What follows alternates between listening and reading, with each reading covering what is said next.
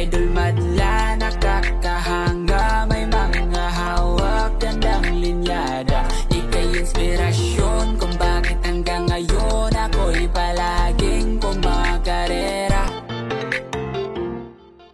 Namisa na naman yung ating off-color kalawang bird dito mga kalapatid. Di ko lang alam kung ano magiging kulay ng anak nito. Pero sana merong ulit tiger grizzle mga kalapatid.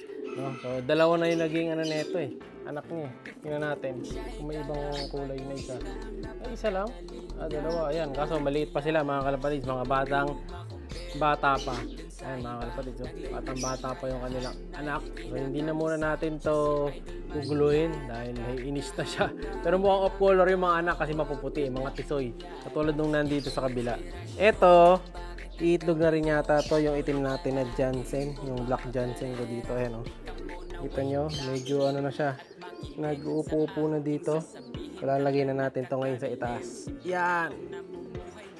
Para di na siya maistorbo ng mga anak nila. Actually, di nila anak yan. Mga Japan yan. Mga BBC banded natin na Japan. Ano to? Parang nagkaano yung paa na. Nagkaroon ng kalyo yung paa niya. Ayan. Yung Masili Cross Black Jansen. Iwan na natin yan. So malapit na rin tanggalin yung mga anak nila na to kasi magkakabalahibo na yung gilid ng kilikili nila. Ito yata pwede nang lipat. Check natin. Ito pwede nang lipat to. Ayan yung dalawa. Ganda ng dalawa na to mga kalapatid. So yung pagkulay nila ganda mga kalapatid. So ito. So Alphonse cross naman dun sa Jermaine Imbrek Vandenbroek natin. Ganda nila mga solid birds. Ganda rin. Lilipat ko na to. Lipat ko na mamaya. Dito naman malalaki na rin pero parang kulang pa. Ito yung ilalim. Pwede na. Malapit na. Bukas na pala natin ililipat. Bukas pwede na to. Yung dalawa na to sa ayon. Sabay-sabay na sila. Ito ba? Alos magkakasunod lang to eh. Ito pwede na mga kalapatid. Yung mga ano na yung balahibo sa ilalim eh. No? Pwede na rin pala lipat to. Sabay-sabay na to. Bukas or mamaya. Pwede na. Dito naman. Ito may itlog na rin to mga kalapatid. Ano, malalaki na sila. So okay na lipat yan. Hanapan ko na lang pugad.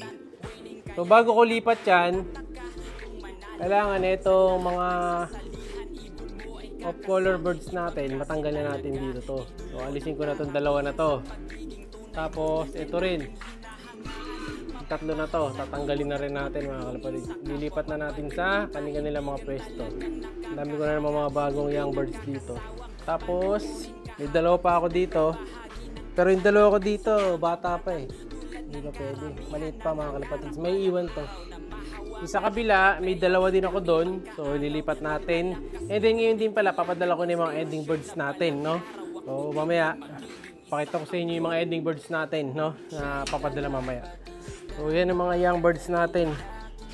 Actually, may mga panlipat na rin pala ako dito sa kabila, eh. Doon, meron din akong ending birds dito, eh. Ending birds. Mga young birds. Handali. Tatry ko muna kung makakatalon ako dito. Pero kaya to. One pa! Dahil may sugat pa ako mga kalapatid. Dala nung ano natin eh. Nung nag-slide ako. Ito, meron pa ako dito. Ayan o. Dalawang ibon pa natin. Ito yung ex-machina cookies natin. Ganda na rin. Dalawang grizzle ang anak. Ayan o. Pwede na ba ito? Mga itlog na siya. Hindi pa pwede. Ayan. Titingnan natin yung pattern sa ilalim ng pakpak. Pag yan, medyo ano na yung ilalim ng bagwis niya mga kalapatid. Medyo wala na yung balahibo sa ilalim. Ito mayroon pa yan. Pag medyo sumarado na yan, pakawalay na. Ayan o. Ito ano pa to? Mga 2 days pa to. Ito pa. Diba? Ang dami naman natin mga ano dito eh. Ito. Ang dami tayong mga young birds. Pakita ko yung kulay ng isa pala. Yung isa pwede na. Pero pag ganito actually pwede na to eh. Pwede nang lipat pareho yan. Ito. Check natin. Saan yung isa? Ilalim. Pwede na rin. Ito. Check natin. Ito boy. Medyo sumisiyap-siyap pa. Iyak pa mga kalapatid. Oh, pwede na rin to. Sabay-sabay ng lipat to para di naman naspag yung mga nanay. Tapos, saan pa ba? Wala na, yun na lang pala mga kalapatid. Pati nandito, ito na lang. Oh, ito, nalipat ko na nga pala to. Dalawa. Yan, ito dalawa mga kalapatid. Ano to, Japan. Japan. Debrient Pro Simuliman, yung dalawa na yan. Ganda na ito. Bababa yung buntot. Ito, solid birds, no? Tapos ito nga pala yung mga ending birds natin. Ngayong araw mga kalapatids, dalawang ending bird ang padadala na naman natin. So actually, ito yung dalawa na yun. So ito yung T-box nila.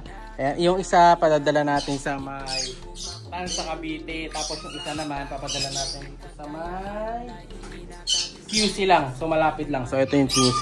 So yung sa QC papadala natin is yung white pied din. Checkered pied pala. Na nandito sa likod yung babae. No? So ano yun? Johnson C. Anak ng PHA bird na nabili natin dati. So ngayon, kukunin na natin siya. Tapos yung kasama niyang isa dito sa likod, dilipat ko naman sa kabilang section. No? Tapos yung isa, yung kalawang, kukunin ko na rin. Kalawang kasi yun. So may pedigree. Congrats sa mga nagwagi. Ayan, matsala. Ganda ng kulay ng tubig ngayon. Kulay, ito yan. Kulay verde. At syempre ako, ingat-ingat pa rin kasi ang kita nyo naman, may benda pa rin tayo sa likod ng paa. Ayan, dahil nadali nga, di ba ako nung nakaraan, na-shoot ako. At hindi ako makaupo maayos. So, kailangan natin magdahan-dahan bago umupo. Masakit.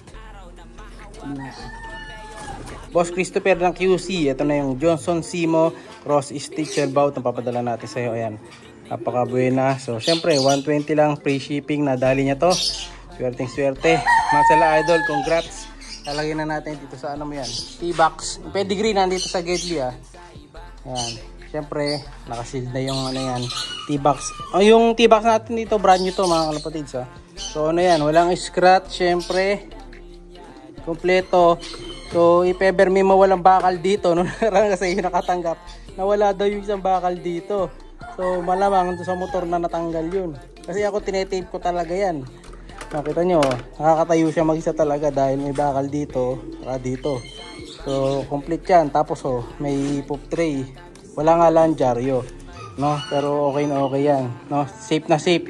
Gagawin ko, tape ko na lang din paikot dito para di matanggal. Kasi nakaraan daw na alis eh, no? So, ito na. Lagay ko na yung ibon mo, Idol. Ayan. Thank you, Idol, ha. Matsala. Ito na. Nadali mo. Free shipping. 120. Ayan. Sa mga gusto sumali, alam nyo na. Napakadali lang sumali. PM lang.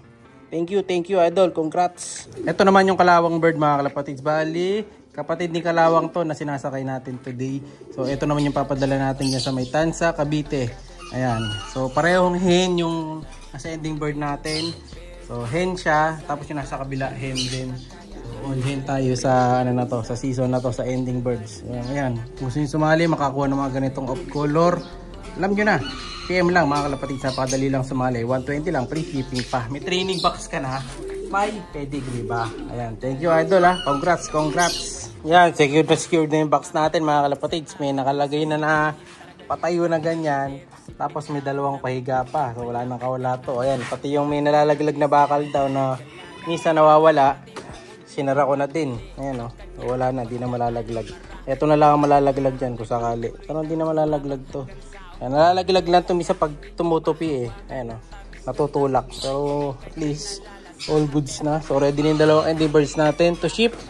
Ayan. Parating na rin yung rider na magdadala sa kanila sa kanyang mga area. Ayan. Maraming salamat syempre sa mga sumali mga kalapatids ha. No? Congrats sa mga nagwagi. Siyempre, meron pa tayong mga susunod. So, yung susunod na nakasalang natin, ito, yung isang kalawang sa likod. So, nagbabawas tayo ng kalawang dahil may mga bago na akong breed. Yung isang nandun sa likod. Yun, napadala ko na ending birds natin kanina. So, salamat sa mga sumali at congrats sa mga nanalo. Siyempre, alam nyo na ha, pag sumali, ganun lang. So, PM lang. Siyempre, yung pag-bird natin, laging meron. Comment palagi. Like, share, subscribe. Ingat. Thank you. Siya'y kalapatistang napakagaling na kinakilala.